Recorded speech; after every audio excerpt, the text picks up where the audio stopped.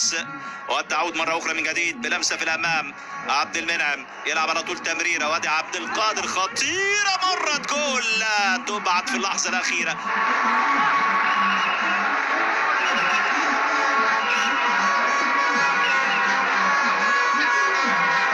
بيرستاو استلم الكره، بيرستاو تحت ضغط، وادي تسديده من كهربا مرت على المرمى بقليل.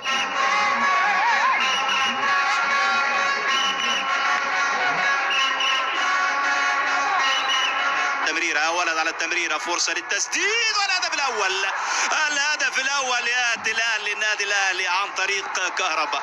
كهربا يسجل اول اهداف الاهلي ببراعه. تمريره كانت مميزه جدا من اللاعب مروان عطيه، والعرضيه من جانب محمد مجدي قفشه، وكهربا تقدم بالهدف الاول للنادي الاهلي. الاهلي الان في المقدمه.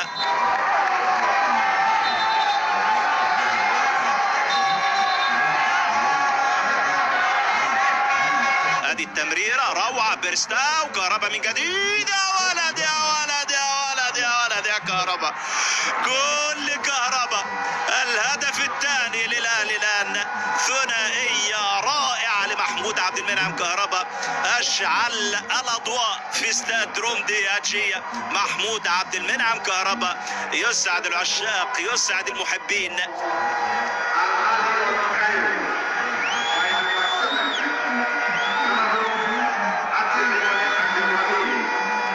استلام بمراوغه من جانب احمد عبد القادر، وادي تمريره جميله، التمريره كهربا من جديد، والهاتريك ياتي الان لكهربا. الله يا كهربا، هي ليله كهربا بكل تاكيد. بيرستاو يضرب مره اخرى من جديد باسيست في هذه المباراه.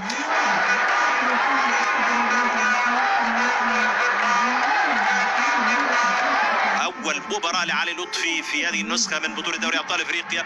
الله على التمريرة، كهربا من أجل الرابع، كهربا وبيرستاو، بيرستاو بيرستاو بيرستاو، الرابع يأتي الآن بقذيفة لا تصد ولا ترد من جانب الجنوب إفريقي، والرقصة الشهيرة لي ارقص يا بيرستاو، بيرستاو ورقصته الشهيرة. هو يعود إليكم من جديد بيرستاو، ويسجل الهدف الرابع بهذه القذيفة التي لا تصد ولا ترد.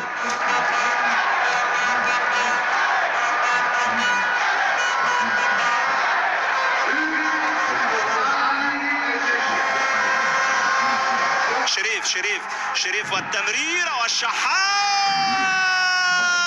ويضيع الشحات. لحد الآن يتواجد في المركز الثاني. كرة ملعوبة خطيرة داخل منطقة الجزاء، تسديدة مرت على المرمى.